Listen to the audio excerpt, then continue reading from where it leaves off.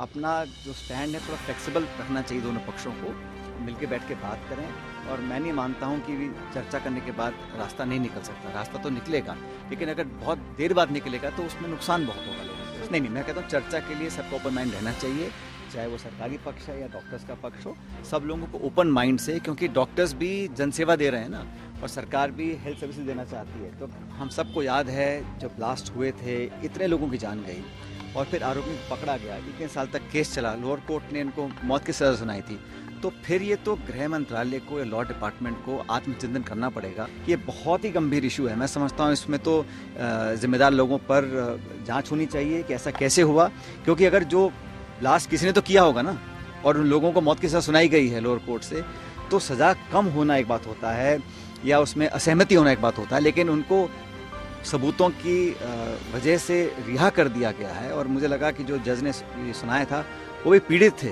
गृह मंत्रालय, law ministry जो भी है, इसमें तो जांच करनी पड़ेगी। संबंधित लोग, अधिकारी जो भी जिम्मेदार हैं उस पर कार्रवाई करनी चाहिए।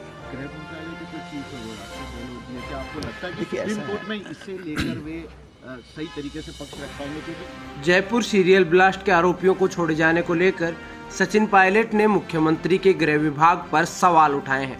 पायलट ने कहा, सबको पता है ब्लास्ट हुए थे और आरोपियों को पकड़ा गया था। लोअर कोर्ट से मौत की सजा पाए आरोपी अगर जांच में कमी की वजह से छूट जाएं तो ये गंभीर मामला है। पायलट ने कहा कि पीड़ितों को न्याय दिलवाना है, जनता को जवाब देना है। फिर दोषी क्यों छूटे, जांच में किसकी लापरवाही थी, इसकी भी जांच होनी चाहिए। वार्ता कर कर इसको जल्द से जल्द मामले को सुलझाना चाहिए। सर, नहीं, ऐसा नहीं है। देखिए, जो कोई डिसीजन नहीं आता तब तक डॉक्टर्स को क्या करना, इसलिए मैंने कहा ना कि जो वार्ता है वो भी अपना जो स्टैंड है थोड़ा फ्लेक्सिबल रखना चाहिए, दोनों पक्षों को मिलके बैठ के बात करें। और मैं नहीं मानता हूं कि चर्चा करने के बाद रास्ता नहीं निकल सकता, रास्ता तो निकलेगा, लेकिन अगर बहुत देर बाद निकलेगा तो उसमें नुकसान बहुत होगा लोगों को। इसलिए बहुत जल्द बात होनी चाहिए। जिस सीरियल ब्लास्ट में सेक्रेटरी के लेवल पर बात भी हुई, लेकिन बात के दौरान डॉक्टर्स केवल एक बात कह रहे कि पहले तो आप उसको वापस ले, उसके बाद फिर चर्चा। नहीं, मैं कहता हूँ चर्चा के लिए सबको ओपन माइंड रहना चाहिए, चाहे वो सरकारी पक्ष है या डॉक्टर्स का पक्ष हो, सब लोगों को ओपन माइंड से, क्योंकि डॉक्टर्स भी जनसेवा दे रहे हैं ना, और सरकार भी हेल्थ सर्विसेज देना चाहती है। तो अगर ऑब्जेक्टिव एक है, वहाँ तक पहुँचने के रास्ते अलग हो सकते हैं, तो बैठ के समन्वय के साथ इन चीज़ों को निपटाया जा सकता है।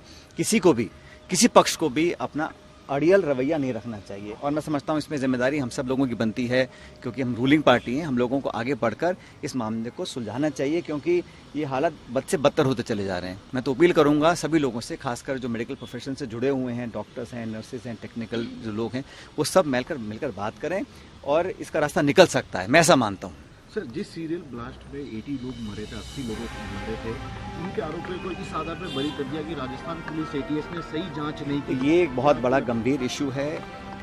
हम सबको याद है जब ब्लास्ट हुए थे इतने लोगों की जान गई और फिर आरोपी को पकड़ा गया, इतने साल तक केस चला, लोअर कोर्ट ने इनको मौत की सज़ा सुनाई थी।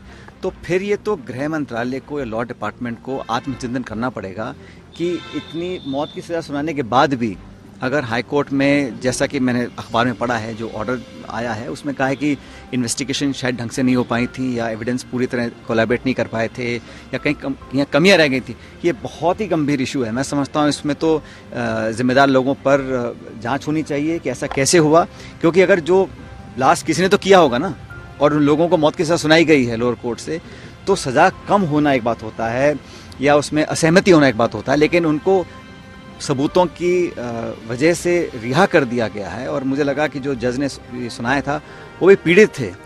मैंने जो उनका स्टेटमेंट अखबार में पढ़ा है कि वो भी नहीं चाह रहे थे ऐसा हो, लेकिन अगर एजेंसीज काम नहीं कर पा रही हैं, सबूत इकट्ठा नहीं कर पा रही हैं, ढंग से उसको पुख्ता रूप से प्रस्तुत नहीं कर पा रही हैं, ये बहुत बड़ा विषय है। इस पर जांच होनी चाहिए। गृह मंत्रालय, लॉ मिनिस्ट्री जो भी है, इसमें तो जांच करनी पड़ेगी और संबंधित लोग, अधिकारी जो भी जिम्मेदार हैं उस पर कार्रवाई करनी चाहिए। गृह मंत्रालय के तो चीफ है, क्या आपको लगता है कि देखिए, सुप्रीम कोर्ट में इससे लेकर वे सही तरीके से पक्ष रख पाएंगे? क्योंकि इंसाफ बहुत सारे ऐसा है, जिनकी मौतें हुई हैं, जिनके घरों में, उनको भी तो हमें जवाब देना पड़ेगा ना। कई बार तो ऐसा होता है कि हमें आरोपी मिलते नहीं हैं जो ऐसे घिनौने अपराध करते हैं। जब मिल जाते हैं, लोअर कोर्ट से सजा हो जाती है, तो हमारी जिम्मेदारी बनती है कि इसको लॉजिकल कंक्लूजन तक लेकर जाए। मुझे लगता है तुरंत प्रभाव से सरकार को उसमें अपील दायर करनी चाहिए और दोबारा से नए सिरे से इन्वेस्टिगेट करके जो डॉक्यूमेंट्स हैं, सबूत हैं, एविडेंस है, उस सबको इकट्ठा कर न्याय मिले लोगों को। अगर न्यायपालिका से हम न्याय नहीं दिला पा रहे हैं तो कहीं ना कहीं तो कमी होती है, तो उस कमी को पूरा करना पड़ेगा और कौन इसके लिए जिम्मेदार हैं इसकी भी जांच होनी चाहिए। सर, राहुल गांधी के लिए प्रभारी को अपील करनी पड़ रही है कि आप कार्यकर्ता का भीड़ नहीं आ रही। देखिए, जो हम सब जान रहे हैं, पहली बात तो जो सूरत में जिन्होंने ये डिफेमेशन केस किया वो कोई पिछड़ा वर्ग के कोई जनप्रतिनिधि नहीं है या वो पिछड़े वर्ग के संगठन के कोई प्रतिनिधि नहीं है, वो भाजपा के एक विधायक हैं। उन्होंने जाके डिफेमेशन केस किया, हाई कोर्ट से स्टे था, उन्होंने जानबूझ के स्टे का अपना वापस लिया, फिर जज बदले और फिर सज़ा सुनाई गई। और मुझे जो मैंने जानकारी प्राप्त की है कि आज तक शायद कभी डिफेमेशन केस में क्रिमिनल केस बनाकर 2 साल की सज़ा कभी किसी को सुनाई नहीं गई है। तो 2 साल का मतलब जानबूझ के कहीं ना कहीं ये कदम उठाया गया ताकि राहुल जी को डिस्क्वालीफाई करने की प्रक्रिया चालू कर सके। जजमेंट आने के 24 घंटे के अंदर अंदर लोकसभा से उनको निलंबित किया जाता है। इलेक्शन कमीशन से चर्चा नहीं गई, राष्ट्रपति से चर्चा नहीं करी गई। तो कहीं ना कहीं जो मंशा दिख रही है इतनी फुर्ती से काम करने का, उसमें पॉलिटिकल एजेंडा मुझे दिखता है। और कोर्ट ने 30 दिन का समय दिया था। इलेक्शन कमीशन कह रहा है कल कि वायनाड में हम चुनाव नहीं कराएंगे क्योंकि 30 दिन का अपील का समय दिया गया है। तो ये तथ्य क्या लोकसभा को मालूम नहीं था कि जब 30 दिन का समय दिया है अपील का तो उसके बाद कुछ कार्रवाई करते?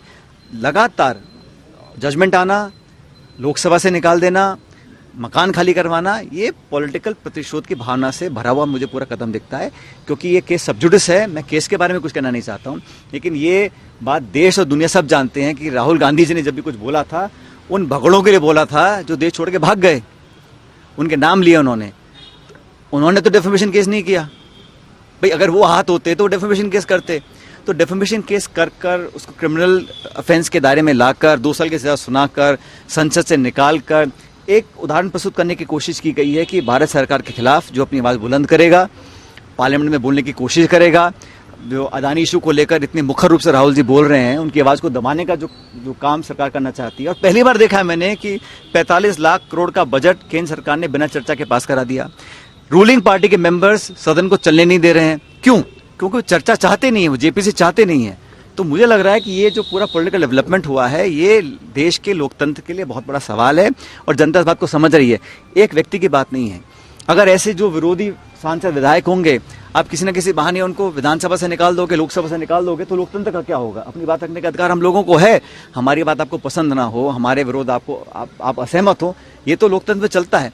लेकिन बोलने ना दिया जाए, सदन से निकलवा दिया जाए, ये मैं समझता हूँ बहुत गलत है और ये गलत दिशा में देश जा रहा है।